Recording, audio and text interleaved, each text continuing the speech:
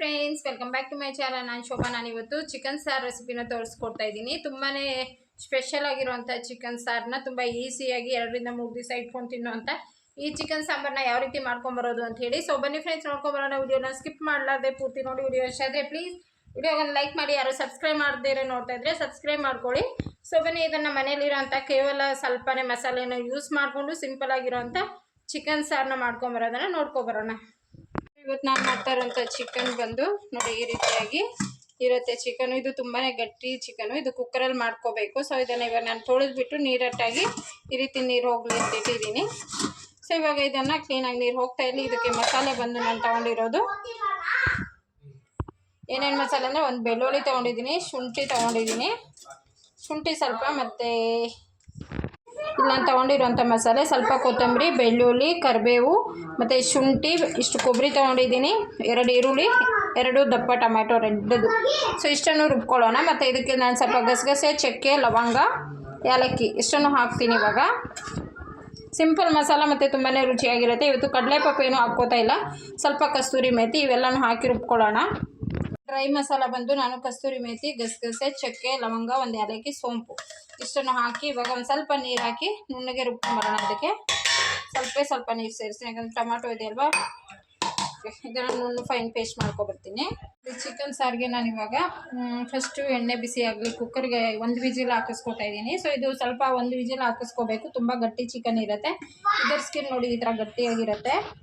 ಮತ್ತು ಸಾರು ಮಾತ್ರ ಅಷ್ಟೇ ತುಂಬಾ ಟೇಸ್ಟಿಯಾಗಿ ಬರುತ್ತೆ. ಯೆಲ್ಲೋ ಕಲರಲ್ಲಿ ಇರುತ್ತೆ ಇದು ಸ್ಕಿನ್ ಎಲ್ಲ. ಬಟ್ ಸಖತ್ ರುಚಿ ಇರುತ್ತೆ. ಎಣ್ಣೆ ಹಾಕ್ಕೋಬೇಕಾದ್ರೆ ತುಂಬ ಎಣ್ಣೆ ಕಡಿಮೆ ಹಾಕ್ಕೋಬೇಕಾಗತ್ತೆ. ಸೊ ಎಣ್ಣೆ ಬಿಸಿ ಆದ ಕೂಡಲೇ ಇವಾಗ ಅರ್ಧ ಈರುಳ್ಳಿನ ಈ ಥರ ಉದ್ದ ಹೆಚ್ಚಿ ಹಾಕ್ತಾಯಿದ್ದೀನಿ. ಸ್ವಲ್ಪ ಕರಿಬೇವು, ಅಚ್ಕಾರದ ಪುಡಿ ಹಾಕ್ಕೊಂಡು ಕಲರ್ ಚೆನ್ನಾಗಿ ಬರುತ್ತೆ ಚಿಕನ್ ಸಾರು. ಚಿಕನ್ ಗ್ರೇವಿ ಏನು ಬೇಕಾದ್ರೂ ಮಾಡ್ಕೊಳ್ಳಿ. ಸೊ ಇವಾಗ ಚಿಕನ್ನ ಹಾಕ್ಕೊಳ್ತಾ ಇದ್ದೀನಿ. ಪೂರ್ತಿಯಾಗಿ ನೀರು ಡ್ರೈ ಆಗಿರ್ಬೇಕು. ಚಿಕನ್ನ ಎಣ್ಣೆಯಲ್ಲೇ ಫ್ರೈ ಮಾಡ್ಕೊಳ್ಳೋಣ.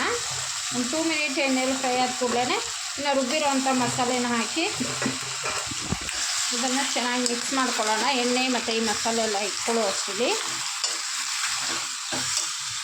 ಮತ್ತು ಒಂದು 2 ಮಿನಿಟ್ಸ್ ಆಗಿದೆ ಎಣ್ಣೆಯಲ್ಲಿ ಫ್ರೈ ಆಗ್ತಾ ಇರೋದು. ಇವಾಗ ಮಸಾಲೆ ರುಬ್ಬಿರೋಂಥ ಮಸಾಲೆನ ಹಾಕ್ಕೊಳ್ಳೋಣ. ಇಲ್ಲಿ ಮಸಾಲೆನೂ ಅಷ್ಟೇ. ಸೊ ಈ ರೀತಿಯಾಗಿ ಫೈನಾಗಿ ರುಬ್ಕೋಬೇಕು. ಅವಾಗ ತುಂಬ ಚೆನ್ನಾಗಿ ಬರುತ್ತೆ ಸಾರು. ರುಬ್ಬಿರೋಂಥ ಮಸಾಲೆ ಹಾಕಿ ಒಂದು 2 ಮಿನಿಟ್ಸ್ ಹಸಿರೋ ಮಸಾಲೆ ಹೋಗೋವರೆಗೂ, ಯಾಕಂದರೆ ಹಸಿ ಮಸಾಲೆ ರುಬ್ಬಿದ್ದೀವಲ್ಲ, ಹಸಿ ವಾಸನೆ ಹೋಗೋವರೆಗೂ ಸುಮ್ಮನೆ ಎಣ್ಣೆಯಲ್ಲಿ ಫ್ರೈ ಮಾಡ್ಕೊತಾ ಇರೋಣ. ಒಂದು 5 to 6 ಮಿನಿಟ್ಸ್ ಈ ರೀತಿ ಫ್ರೈ ಮಾಡ್ಕೊಳ್ಬೇಕಾಗತ್ತೆ. ಆವಾಗ ಸಾರು ತುಂಬಾ ಚೆನ್ನಾಗಿ ಬರುತ್ತೆ. ನಾನು ಗಟ್ಟಿಯಾಗಿ ಸಾರು ಮಾಡ್ಕೊತಾ ಇದ್ದೀನಿ. ಇವಾಗ ನೋಡಿ ಚೆನ್ನಾಗಿ ಫ್ರೈ ಆಗ್ತಾಯಿದೆ ಮಸಾಲೆ ಮತ್ತು ಚಿಕನು. ಸೊ ಇವಾಗ ಇದನ್ನು ನಾನು ಮಿಕ್ಸಿ ಜಾರ್ ತೊಳೆದು ಅದೇ ನೀರನ್ನ ವೇಸ್ಟ್ ಮಾಡ್ತೀರಾ ಹಾಕ್ಕೊಳ್ಳೋಣ. ನೀರು ಎಷ್ಟು ಬೇಕು ನಿಮಗೆ, ತೆಳು ಸಾರು ಬೇಕು ಅಂತ ಹೇಳಿದ್ರೆ ಇದ್ರ ಸಾರು ತುಂಬಾ ಚೆನ್ನಾಗಿರುತ್ತೆ, ಟೇಸ್ಟಿ ಇರುತ್ತೆ. ಸೊ ಮಾಮೂಲಿ ಚಿಕನ್ಗಿಂತ ಈ ಚಿಕನ್ ಸಾರು ತುಂಬ ಟೇಸ್ಟಿಯಾಗಿರುತ್ತೆ. ಇನ್ನೂ ನೀರು ಹಾಕ್ಕೊಳ್ತೀನಿ ಕರೆಕ್ಟಾಗಿ. ನೋಡಿ ಈ ಲೋಟದಿಂದ 1 ಲೋಟ ನೀರನ್ನ ಸೇರಿಸ್ಕೊತಾ ಇದ್ದೀನಿ. ಓಕೆ, ಇಷ್ಟು ನೀರು ಸಾಕಾಗತ್ತೆ. ಚಿಕ್ಕ ಕುಕ್ಕರಲ್ಲಿ ಮಾಡ್ಕೊತಾ ಇದ್ದೀನಿ ನಾನು. ಅರ್ಧ ಕೆಜಿನ 3/4 kg ಇದೆ ಇದು ಚಿಕನ್ನು. ಓಕೆ, ಇದಕ್ಕೆ ಇವಾಗ ರುಚಿಗೆ ತಕ್ಕಷ್ಟು ಉಪ್ಪೆಲ್ಲ ಹಾಕ್ಕೊಳ್ಳೋಣ. ಚಿಲ್ಲಿ ಪೌಡ್ರ್ ಹಾಕಾಗಿದೆ. ಇವಾಗ ರುಚಿಗೆ ತಕ್ಕಷ್ಟು ಉಪ್ಪು ಹಾಕ್ಕೊಳ್ಳೋಣ. ಕಲ್ಲುಪ್ಪು ಸ್ವಲ್ಪ ಹುಷಾರಾಗಿ ಹಾಕ್ಕೋಬೇಕು, ಬೇಗ ಇದು ಉಪ್ಪು ಹಾಕ್ಬಿಡುತ್ತೆ ಸಾರು. ಸೊ ಇಷ್ಟು ಸಾಕು. ಕಡಿಮೆ ಆದರೆ ಮತ್ತೆ ಸೇರಿಸ್ಕೋಬೋದು. ಅರಶಿನ ಪುಡಿ ಒಂದು ಅರ್ಧ ಟೇಬಲ್ ಸ್ಪೂನ್ ಆಗೋಷ್ಟು ಅರಶಿನ ಪುಡಿ. ಚಿಕನ್ ಮಸಾಲ 1 ಸ್ಪೂನ್ ಆಗೋಷ್ಟು ಹಾಕಿದ್ದೀನಿ. 1 ಟೇಬಲ್ ಸ್ಪೂನ್ ಅಷ್ಟು ಧನಿಯಾ ಪುಡಿ. ಸೊ ಇಷ್ಟನ್ನು ಹಾಕಿ ಚೆನ್ನಾಗಿ ಕಲಿಸ್ಬಿಟ್ಟು ಇವಾಗ ವಿಜಿಲ್ ಹಾಕ್ಬಿಡೋಣ. ಕ್ಯಾಪ್ ಹಾಕಿ ಕರೆಕ್ಟಾಗಿ 1 ವಿಜಿಲ್ ಹಾಕಿಸ್ಕೊಂಡು ಆಫ್ ಮಾಡ್ಕೊಂಬಿಡೋಣ. ಜಾಸ್ತಿ ಬೇಯಿಸಿದ್ರು ಕೂಡ ಚೆನ್ನಾಗಿರಲ್ಲ. 1 ವಿಜಿಲ್ ಆದರೆ ಈ ಚಿಕನ್ಗೆ ಸಾಕಾಗತ್ತೆ.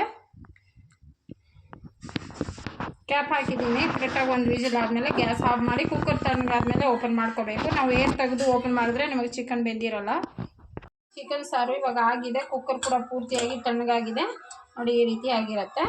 ನೋಡಿ ಚಿಕನ್ ಸಾರು ಹಿಂಗಾಗಿರುತ್ತಲ್ವ. ಸೊ ಇದನ್ನು ನಾವು ಇನ್ನೊಂದು ಸ್ವಲ್ಪ ತಿಕ್ಕಾಗಿ ಮಾಡ್ಕೋಬೇಕು ಅಂತ ಹೇಳಿದರೆ ಒಂದು 5 ರಿಂದ 10 ನಿಮಿಷ ನಾವು ಗ್ಯಾಸ್ ಮೇಲೆ ಹಾಗೆ ಕುಕ್ಕರ್ ಮುಚ್ಚಳ ಹಾಕ್ದಿರ ಹಾಗೆ ಇಡೋಣ. ಇಲ್ಲ ಹಿಂಗೆ ಇರಲಿ ಅಂತ ಹೇಳಿದರೆ ಸೊ ಹಾಗೆ ತಿನ್ಬೋದು. ನಾನು ಸ್ವಲ್ಪ ಗಟ್ಟಿ ಬೇಕು ನೋಡಿ. 2 ವಿಜಿಲ್ ಹಾಕ್ಸಿದ್ದೆ, ಆದ್ರೂ ಚಿಕನ್ ಇನ್ನೂ ಇಷ್ಟು ಗಟ್ಟಿ ಇದೆ. ಇನ್ನೊಂದು ಸ್ವಲ್ಪ ಒಂದು 10 ನಿಮಿಷ ಕುದಿಸ್ಕೊತೀನಿ ನಾನು. ನೋಡಿ ಗ್ಯಾಸ್ ಆನ್ ಮಾಡಿ ಬಿಟ್ಟಿದ್ದೀರಿ. ಸ್ವಲ್ಪ ಕುದ್ದು ಅರ್ಧ ಭಾಗದಷ್ಟು ಆಗಿರಲಿ. ತುಂಬ ಟೇಸ್ಟಿ, 2-3-4 ದಿವಸ ಅದು ಇಟ್ಬಿಟ್ಟು ತಿನ್ಬೋದು, ಅಷ್ಟು ಟೇಸ್ಟಿ ಇರುತ್ತೆ. ಫುಲ್ ಗಮ್ಮಂತ ಸ್ಮೆಲ್ ಬರ್ತಾಯಿದೆ, ಅಷ್ಟು ರುಚಿಯಾಗಿರುತ್ತೆ ಈ ಥರ ಚಿಕನ್ ಸಾರು. ಯಾವಾಗ ನಾವು ಒಂದ್ಸರಿ ಈ ಥರ ಚಿಕನ್ದು ಸಾರನ್ನ ಟ್ರೈ ಮಾಡಿ ನೋಡಿ. ಇದು ಕಡಿಮೆ ಉರಿಯಲ್ಲಿ ಚೆನ್ನಾಗಿ ಕುದೀತಾ ಇರಲಿ ಒಂದು ಕಡೆ. ನಾನು ಅಷ್ಟರಲ್ಲಿ ಇದು ಡಿಫ್ರೆನ್ಸ್ ಇಷ್ಟು ಕುದ್ರೆ ಸಾಕು ನಮಗೆ. ಇವಾಗ ಗ್ಯಾಸ್ ಆಫ್ ಮಾಡ್ಕೊಳ್ಳೋಣ. ನೋಡಿ ಚಿಕನ್ ಸಾರು ರೆಡಿ ಆಯಿತು, ಎಷ್ಟಿದ್ರೆ ಆಗುತ್ತೆ. ಓಕೆ, ಗ್ಯಾಸ್ನ ಆಫ್ ಮಾಡ್ಕೊಳ್ಳೋಣ. ನೀವು ಟ್ರೈ ಮಾಡಿ ಹೇಗಿರುತ್ತೆ ಅಂತ ಹೇಳಿ ತಪ್ಪದಿರೋ ತಿಳಿಸಿ, ತುಂಬಾ ರುಚಿಯಾಗಿರುತ್ತೆ.